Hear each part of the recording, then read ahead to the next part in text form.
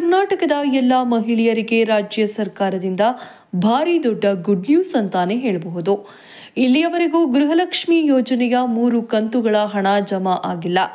ಅಂತವರಿಗೆ ಮತ್ತು ಅನ್ನಭಾಗ್ಯ ಯೋಜನೆಯ ಹಣ ಯಾರಿಗೆ ಬಂದಿಲ್ಲ ಅವರಿಗೆ ರಾಜ್ಯದ ಮುಖ್ಯಮಂತ್ರಿಗಳಾದ ಸಿಎಂ ಸಿದ್ದರಾಮಯ್ಯ ಅವರು ಬಂಪರ್ ಗಿಫ್ಟ್ ಅನ್ನು ನೀಡಿದ್ದಾರೆ. ರಾಜ್ಯದ ಈ 10 ಜಿಲ್ಲೆಗಳಿಗೆ ಇಂದು ಮಧ್ಯಾಹ್ನ 3 ಗಂಟೆಗೆ ಹಣ ಬಿಡುಗಡೆ ಆಗುತ್ತೆ.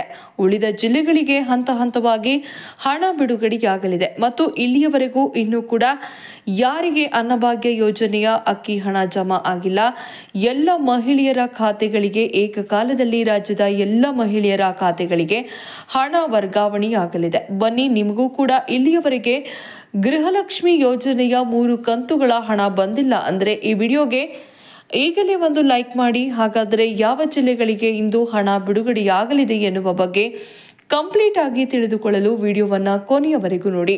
ಯಾವುದೇ ಕಾರಣಕ್ಕೂ ಗ್ಯಾರಂಟಿ ಯೋಜನೆಗಳು ನಿಲ್ಲಲ್ಲ. ಅನ್ನಭಾಗ್ಯ ಗೃಹಲಕ್ಷ್ಮಿ ಹಣ ಕೂಡಲೇ ಜನರ ಖಾತೆಗೆ ಜಮಾ ಮಾಡುವಂತೆ ಯೋಚಿಸಿದ್ದೇವೆ ಎಂದು ಸಿಎಂ ಸಿದ್ದರಾಮಯ್ಯ ತಿಳಿಸಿದ್ದಾರೆ. ವಿಧಾನಸೌಧದಲ್ಲಿ ಸುದ್ದಿಗಾರರೊಂದಿಗೆ ಮಾತನಾಡಿದ ಅವರು, ಅನ್ನಭಾಗ್ಯ ಯೋಜನೆಯ ಹಾಗೂ ಗೃಹಲಕ್ಷ್ಮಿ ಯೋಜನೆಯ ಹಣ 3 ತಿಂಗಳಿನಿಂದ ಜಮಾ ಆಗಿಲ್ಲ ಎಂಬುದು ನನ್ನ ಗಮನದಲ್ಲಿದೆ. ಯಾವ ಜಿಲ್ಲೆಗಳನ್ನ ನಿಲ್ಲಿಸುವ ಪ್ರಶ್ನೆಗೆ ಇಲ್ಲ. ಪಾವತಿಯಲ್ಲಿ ಆಗಿರುವ ವಿಳಂಬವನ್ನ ಪರಿಶೀಲಿಸಿ ಕೂಡಲೇ ಬಿಡುಗಡೆ ಮಾಡಲಾಗುವುದು ಅಂತ ಹೇಳಿದ್ದಾರೆ. ಅನ್ನಭಾಗ್ಯ ಹಾಗೂ ಗೃಹಲಕ್ಷ್ಮಿ ಹಣ ಫಲಾನುಭವಿಗಳಿಗೆ ತಲುಪಿಲ್ಲ.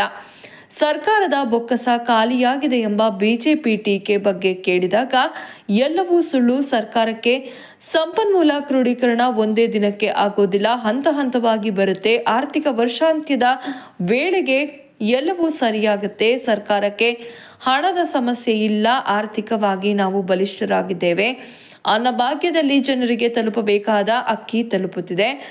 ಮಾಧ್ಯಮಗಳು ಮತ್ತು ವಿರೋಧ ಪಕ್ಷಗಳ ಹೊರತಾಗಿ ಈ ವಿಚಾರದಲ್ಲಿ ಜನಸಾಮಾನ್ಯರಿಗೆ ಅಸಮಾಧಾನ ಇಲ್ಲ. ಜನರು ಈ ವಿಚಾರದಲ್ಲಿ ಸಂತೋಷವಾಗಿದ್ದಾರೆ.